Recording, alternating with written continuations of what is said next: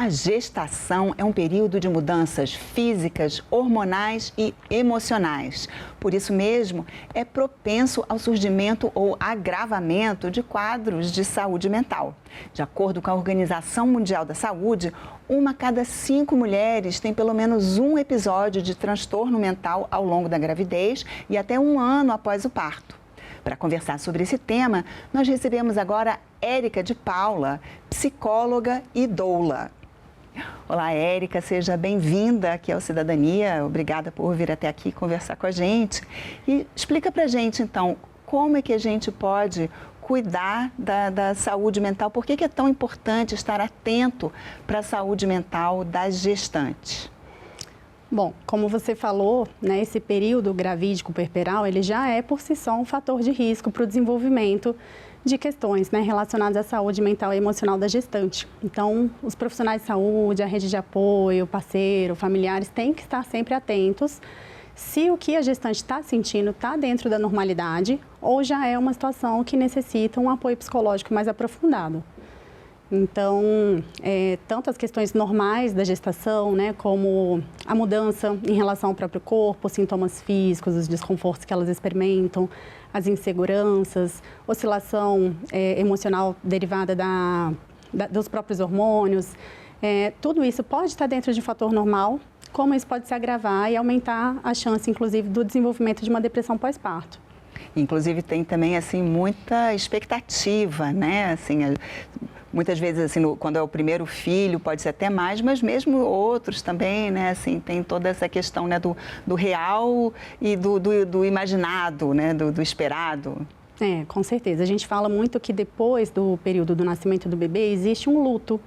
É o luto pela mulher que nós deixamos de ser e o luto pelo bebê real que está substituindo aquele bebê idealizado.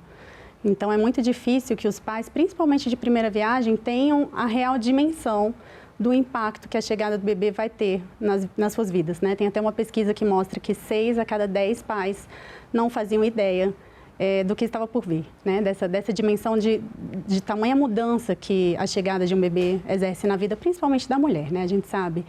Então, é muito importante a gente olhar para essa questão. E acho que é só passando por isso, né? Porque a gente ouve falar a vida inteira, né? Quando você tiver filho, sua vida vai mudar. Mas acho que a gente não faz ideia, né, do que é isso, né? Realidade. E eu falo isso até por mim, né? Eu trabalho com gestante já vai fazer 15 anos. Eu fui mãe, tem 4 anos e pouquinho, né? Meu filho está para fazer 5 anos. Então, já tinha mais de 10 anos que eu trabalhava com esse público. E eu conhecia muito bem o lado B da maternidade e ainda assim fui pega de surpresa com muita coisa. Até para você, né? Quando foi com você mesma, pessoalmente, aí já foi um pouco diferente. Bastante diferente, E quando você fala assim dos profissionais, né? Quais são? Porque tem, né, o obstetra que acompanha, né, profissional de saúde, mas e para essa saúde mental, né, assim, a gente pode procurar um apoio psicológico, mas e tem, né, a doula. Quem é a doula? Qual que é a função dela? Bom, a doula é uma profissional de suporte contínuo para o momento do parto. Então, nós não temos nenhuma função técnica para aquele momento do parto. A gente vai dar um apoio em termos de alívio não farmacológico de dor, vai dar esse apoio também emocional, o encorajamento da mulher para seguir o plano de parto e aquilo que ela deseja, vai ajudar na escolha da equipe ainda no pré-natal, né? Se tiver tempo hábil para isso, nós vamos ajudar na escolha da equipe, no local de parto, no tipo de parto, elucidar dúvidas, né, sobre isso, proporcionar material de apoio, estudos científicos e no dia do parto nós que ficamos o tempo todo ali com aquela gestante. Então, o obstetra ele tem a função técnica de vez em quando vai lá, escuta o coraçãozinho do bebê, faz um exame de toque, lida com possíveis intercorrências. A doula não, é a pessoa que vai ficar ali literalmente pegando na mão, encorajando, ajudando a lidar com a dor, ajudando também que o acompanhante possa ter um papel mais efetivo. Então, são funções bem diferentes, mas complementares. E é interessante porque né, assim, o médico e tal, está todo mundo preocupado ali com o trabalho de parto em si, com o bebê que pode passar. Já a doula, ela tem um foco mais para a mulher, né? Não é isso? Exatamente. Por isso que a gente fala que é um profissional de suporte contínuo. Então, você fica ali do início do trabalho de parto ao final, normalmente é a primeira pessoa que chega, a última que sai, e está preocupada se essa mulher está com medo, se ela está com fome, se ela está com frio, se a iluminação está incomodando, se tem muito barulho, se a posição que ela está confortável. Esse é o nosso objetivo. Agora, você falou que às vezes, né, já anteriormente, numa conversa prévia, a doula ajuda a escolher a equipe, mas ela é mais focada mesmo para o trabalho de parto, né? Que esse acompanhamento anterior, você estava me explicando que já é uma outra função. Na verdade, assim, a não ser que sejam doulas da própria instituição, existem algumas iniciativas no SUS, por exemplo, de doulas que atendem esquema de plantão e vão conhecer a mulher ali no momento do parto. A grande maioria das doulas, elas são contratadas como doulas e educadoras perinatais. Já então, é um pacote. É como se fosse um pacote. Então, a gente vai fazer vários encontros ao longo do pré-natal para fazer essa parte de informação. Porque a doula, o nosso objetivo não é no dia do parto brigar, questionar o médico, falar que aquela conduta está errada. A gente tem que dar essa informação ao longo da gestação para que a mulher saiba escolher a equipe, o local onde ela vai ter aquele bebê, se todo esse cenário está compatível com a expectativa dela, para no dia do parto a gente só viver aquele momento ali e fazer o melhor parto possível, né? Então, esse serviço de informação antes, eu acho que é até mais importante, muitas vezes, que no dia do parto em si. E como é que funciona essa educação, assim, como que pode se preparar esse caminho, né, para prevenir essas questões que a gente estava falando, né, de saúde mental? Bom, primeiro eu sempre começo falando um pouco de como eu trabalho, né? A gente sempre começa conhecendo quem é aquela família, aquela gestante, o histórico prévio dela, a expectativa que ela tem, se ela tem medos associados ao parto. Então, às vezes, ela escutou uma história ruim da própria mãe, da avó, de uma vizinha, e a gente tem que desfazer aquele mito. Se ela tem outros filhos, outras experiências de parto anteriores. Então, a gente primeiro entende em que cenário que essa mulher está e vai trabalhando em cima disso, né? Indicando equipes que são compatíveis com aquela expectativa, com aquele histórico dela, hospitais que estão também mais alinhados com o que ela quer. E aí vai trabalhando também em cima de o tipo de emergência que ela pode vivenciar, o tipo de intervenção que ela pode sofrer e quais são aquelas que ela não deveria aceitar, né? Que já são intervenções assim proscritas pelas evidências científicas, e vai construindo esse plano de parto junto com ela ao longo do pré-natal.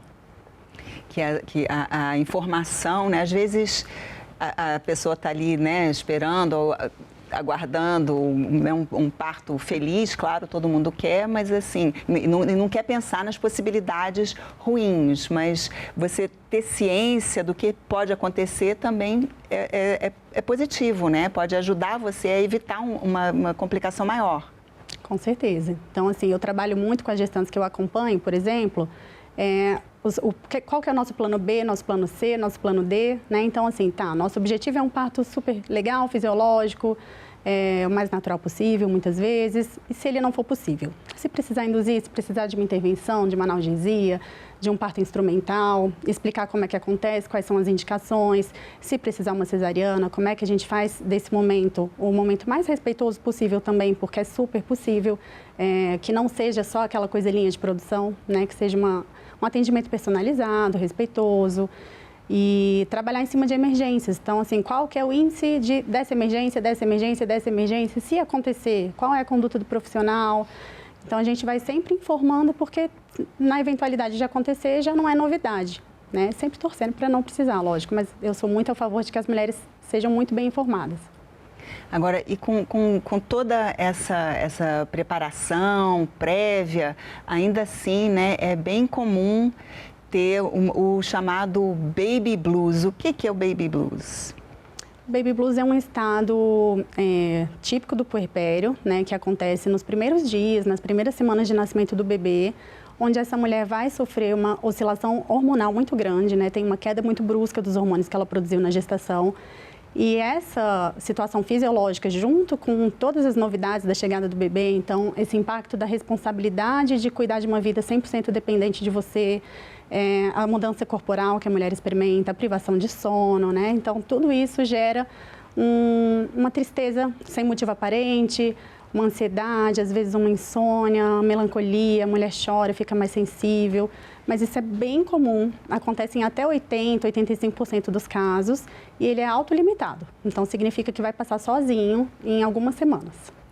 Ele passa sozinho, sem fazer nada especial, ou tem alguma coisa que pode ser feita assim, para ajudar a mulher a sair daquilo? Primeiro, a mulher saber que isso é normal, acho que já é um grande passo, porque é muito comum que ela se sinta culpada. Então, ela pensa, eu tenho um bebê saudável no colo, né? Eu estou conseguindo amamentar, meu parto deu tudo certo, se for o caso, né? E ainda assim eu estou triste, ainda assim eu estou chorando, e ela se sente culpada, ela se sente péssima por isso. Então, saber que isso é normal e que a gente não tem muito controle sobre isso já ajuda. A rede de apoio, lógico, né? Então, quando a família, o parceiro, a rede de apoio paga, enfim, quem puder ali estar prestando essa assistência. E, principalmente, a ajuda que a mulher normalmente quer não é para o bebê. A mulher, ela é plenamente capaz e ela normalmente quer cuidar do bebê. Então, a gente precisa ajudá-la nos bastidores, na casa, na comida, na faxina, ajudar que ela possa ficar por conta do bebê, né? Então, isso ajuda a passar mais rápido, com certeza. Ela poder dar tempo para ela tomar um banho, ela mesma, né? Isso. Que é difícil. Agora, essa rede de apoio, as pessoas têm essa noção, assim, de que é tão comum esse baby blues, de que isso acontece, ou, em geral, a reação mais comum é achar que é frescura mesmo? Infelizmente, tanto a rede de apoio quanto a própria puérpera, no caso, acham que é frescura, né? No sentido que eu falei, assim, fala, poxa, eu não tenho nenhum motivo para estar me sentindo assim, ainda assim eu tô, então eu sou uma péssima mãe. E até quando isso evolui para uma depressão pós-parto, as mulheres não costumam buscar ajuda, metade das mulheres não são nem diagnosticadas, exatamente porque elas se sentem constrangidas em admitir, né, que elas estão naquele estado, né, elas têm medo de se sentirem incompetentes como mãe. Porque a depressão já é um quadro que é um pouquinho mais grave, que já interfere na relação dela com o bebê, no interesse dela em exercer atividades cotidianas. Então, a gente tem que prestar bastante atenção também quando esse baby blues, na verdade, está se tornando uma depressão pós-parto. Que aí já é um quadro mais grave, assim, que são os mesmos sintomas de uma depressão clássica, tradicional, mas a diferença é que é no período pós-parto. Exatamente, os mesmos sintomas, com a diferença que tem um bebê ali que depende de você, né? Então, a partir do momento que você não tem energia, vontade, disposição para levantar da cama e exercer atividades cotidianas, isso vai impactar também no cuidado com o bebê. E, se prolongado, isso pode ser um fator de risco para o próprio estado de saúde mental e emocional desse bebê também lá na frente. E a depressão pós-parto, ela pode surgir até 2 anos após o parto? Não tem consenso sobre isso. Em geral, a literatura fala em até 1 ano, mas considerando que hoje em dia a visão de puerpério está muito mais ampla. Antigamente a gente tinha a ideia de que puerpério era 45 dias depois do parto, porque o útero voltou para o lugar, né? Mas as outras coisas não voltaram para o lugar tão rápido. Então, hoje a gente vê o puerpério como um período que às vezes dura até, emocionalmente falando, até 2 anos, até mais. Então, a gente poderia ampliar também essa visão da depressão pós-parto por mais tempo.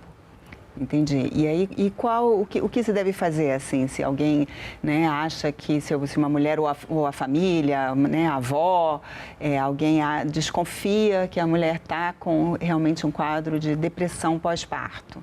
Aí ela vai precisar de ajuda profissional especializada, possivelmente uso de medicamento, terapia e esse fortalecimento da rede de apoio mesmo. Cuidado com o sono, né? O sono é um fator de risco bem grande também para o desenvolvimento da depressão pós-parto e a gente sabe que com bebê pequeno a gente não dorme, né? É bem difícil dormir, né? Então, mais uma vez, é o momento aí da rede de apoio do pai, da avó, da tia, da vizinha, de ajudar ali, ficar um pouco com o bebê para a mãe poder dormir. Seria um pouco isso a estratégia? Também, né? Assim, ajudar com a rotina e a logística da casa, do bebê também quando necessário. Cada pessoa, na verdade, o calo vai apertar em um lugar, né? Então, tem que ver exatamente o que aquela mulher está precisando e agir em cima disso. É que tem até um lugar comum, né, que fala para puérpera, né, assim, quando o bebê dormir, aproveita para dormir também, né, mas só que para ela poder dormir tem que ter alguém fazendo o resto, né, todo o resto, né. Eu falo que isso é uma frase um pouco infeliz, porque quando o bebê dorme é o horário que a gente tem para fazer absolutamente tudo. Tudo, né. Inclusive dormir, né, e acaba que dormir não é a nossa prioridade, porque a gente tem que cuidar da roupa, da casa, da comida, de demandas às vezes de trabalho, do filho mais velho, se tiver. Então, assim, é muito difícil a gente conseguir dormir quando o bebê dorme, né? E como é que você trabalha assim, né? É uma coisa que já vem de antes, né? Conversando nessa preparação com a gestante para ela aceitar que precisa, que é importante cuidar dela mesma, porque é um pouco difícil, né? As mulheres têm um pouco essa visão que ela tem que dar conta de tudo, tem que fazer tudo, tem um modelo meio inalcançável, né? Assim, como convencer ela a receber ajuda? Essa é uma questão que eu passei a olhar mais até depois que eu fui mãe, né? Porque eu acho que quando a gente vive na prática isso, eu comecei até a compartilhar um pouco da minha rotina em redes sociais, tentando mostrar um pouco dessa maternidade real, né? Claro que por mais que a gente às vezes filtre no Instagram e não mostre todas as coisas ruins, né? Eu compartilhei muito, por exemplo, a minha privação de sono, que foi muito intensa, assim, foi a maior surpresa da maternidade para mim, porque foi muito maior do que eu esperava. Essa questão de voltar à atividade física, o tanto que foi difícil, o tanto que demorou eu conseguir estabelecer essa rotina. Então, eu acho que as mães, elas têm que ter contato com outras mães reais, né? Porque se a gente pega um parâmetro de uma mulher que com 3 meses já voltou a trabalhar, já está ali na ativa, tem uma rede de apoio por fora que muitas vezes a gente não sabe, os bastidores, né? A gente pensa, poxa, ela está trabalhando, está malhando, já voltou ao corpo, está pleníssima ali, mas a gente não sabe que por trás tem babá, tem, né, creche, tem escola, tem tanta coisa e ela também não está compartilhando a parte difícil. Então, eu acho que esses grupos, né, seja virtual, seja real, a gente tem que criar, nós somos seres que precisamos nos sentir pertencentes a algo, eu acho. Então, esses grupos de apoio, né, são muito importantes. Você parar de seguir em redes sociais quem não está te acrescentando, quem está trazendo essa cobrança excessiva para você, de voltar ao corpo muito rápido, de voltar a produzir muito rápido e ter contato com mães mais reais, né?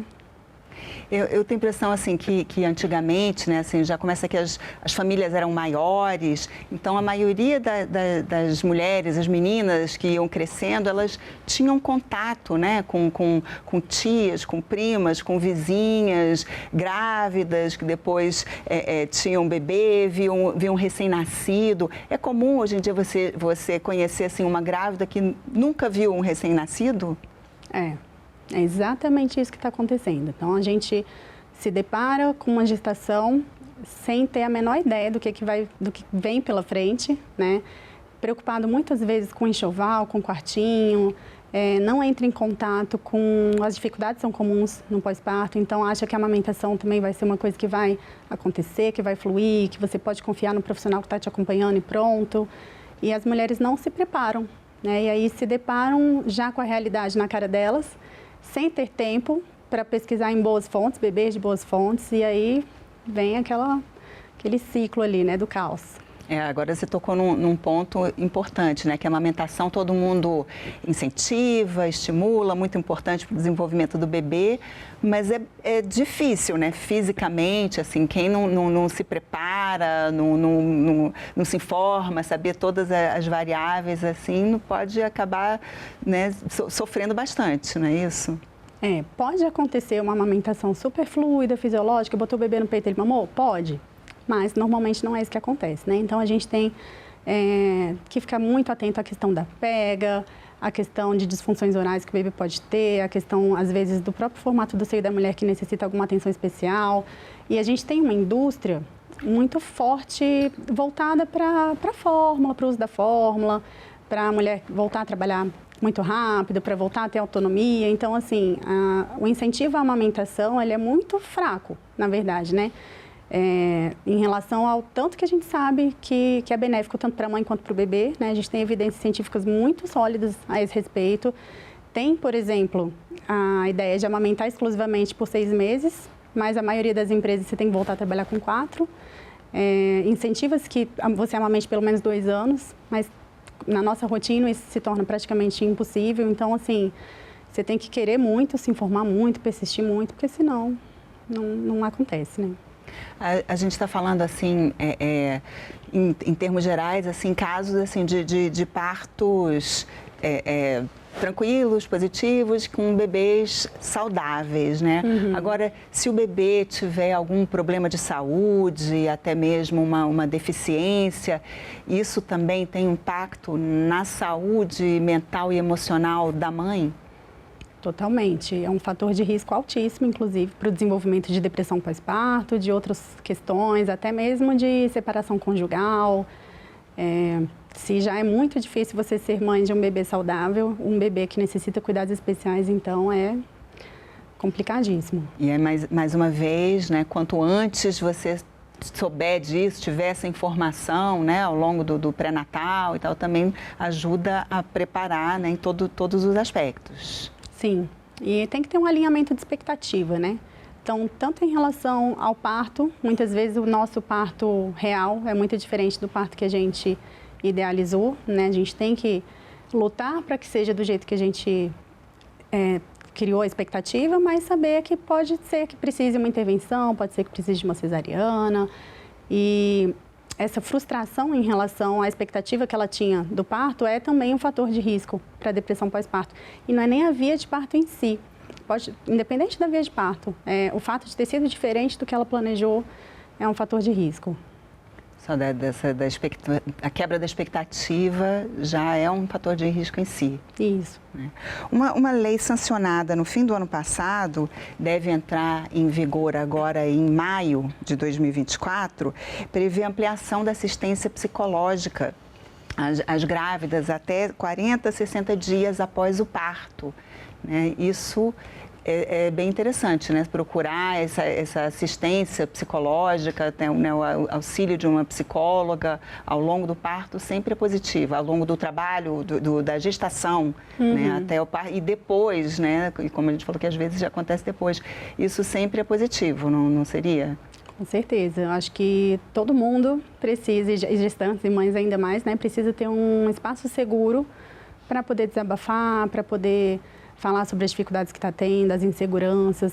E a mãe, ela é muito cobrada para ser sempre perfeita, né? Para saber exatamente o que fazer, como cuidar do bebê. E a verdade é que ninguém nasce pronto para isso, né? E por mais que a gente estude, se prepare, muita coisa a gente vai aprender ali na prática. Então, a gente tem a expectativa da perfeição e por dentro, muitas vezes, as mães estão ali desesperadas, né? O que eu faço agora? E elas não podem sequer desabafar isso porque elas se sentem com medo de serem taxadas de mães incompetentes. Então, acho que esse espaço seguro dentro de um consultório, às vezes atendimento online também ajuda bastante, é fundamental. E tem essa expectativa da mãe de saber, né, de ter até um instinto materno, mas também tem uma cobrança, assim, a gente vê, eu acho que eu não vejo com ninguém, como com gestantes e mães de bebê recém-nascido, as pessoas na rua vão falar com elas, reclamar, não deixa chupar chupeta, ou não deixa chupar o dedo, ou faz isso, ou faz aquilo. Eu acho impressionante, todo mundo se sente no direito de dar opinião, né? Isso é bem comum. É o público que mais recebe palpite de longe, são as gestantes e as mães de bebês pequenos. Assim, é impressionante. Todo mundo se sente no direito de tocar na sua barriga, de pegar numa parte do seu corpo, né? Que, como você falou, em outra fase da vida, isso é impensável, né? Dar palpite sobre o tipo de parto, dar palpite sobre a amamentação, falar que tem muito leite, pouco leite. Enfim, são mães que são muito julgadas. A gente brinca que tem que treinar a cara de alface, que é fazer aquela cara... E muitas vezes nem discutir, só falar, tá bom. Porque se a gente entra, às vezes, para levantar a bandeira, não vale a pena, né? E são pessoas que, às vezes, são de outras gerações, que têm outro pensamento, que não vai mudar. Então, a gente tem que saber também se blindar desse tipo de palpite. Essa é uma boa dica. Érica, muito obrigada pela conversa aqui, pela entrevista. E eu agradeço também a você que nos assiste. Essa entrevista já está disponível no site da TV Senado na internet e também no nosso canal no YouTube. Inscreva-se lá e acompanhe. Obrigada pela companhia e até o próximo Cidadania.